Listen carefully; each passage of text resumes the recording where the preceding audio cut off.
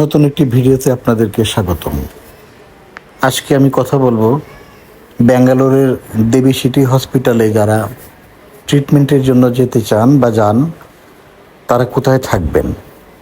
তো আমি যেহেতু রিসেন্টলি ওখান থেকে আসলাম, তো আমি আমার অভিজ্ঞতাটা শেয়ার করছি আপনাদের সাথে, যেটা হয়তো আপনাদের কাজে লাগতে পারে।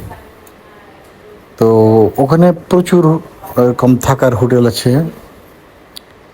কম পয়সাও পাওয়া যায়, আবার বেশ লাক্সারিও আছে।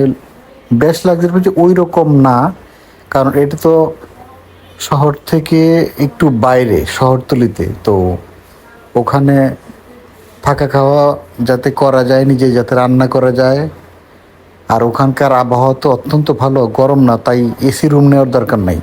তা আমি যেই হোটেলটাতে ছিলাম সেই হোটেলটার নাম হলো আইভি ডিউ ড্রপস।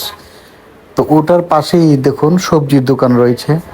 এখান থেকে আপনারা যার মতো পছন্দ মতো জিনিস কিনে রান্না বান্না করতে পারবেন, কারণ হোটেলেই রান্না করার মোটামুটি সরঞ্জাম আছে।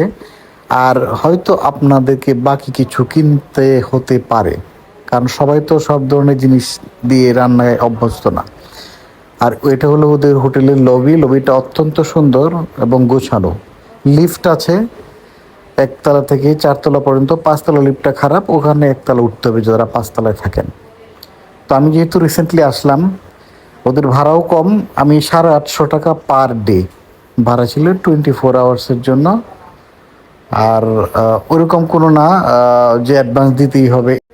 আর হসপিটালে যাওয়ার জন্য ওদের গাড়ি আছে, এই গাড়ি দিয়েই সকালে হসপিটালে পৌঁছে দেয়। 2টা হসপিটাল পাশাপাশি, একটা হলো মজুমদার শাহ হসপিটাল আর হলো দেবী সিটির নারায়ণা হসপিটাল, 2টা একেবারে পাশাপাশি। তো আপনাদের ভিডিওটা ভালো লাগলে শেয়ার করতে ভুলবেন না।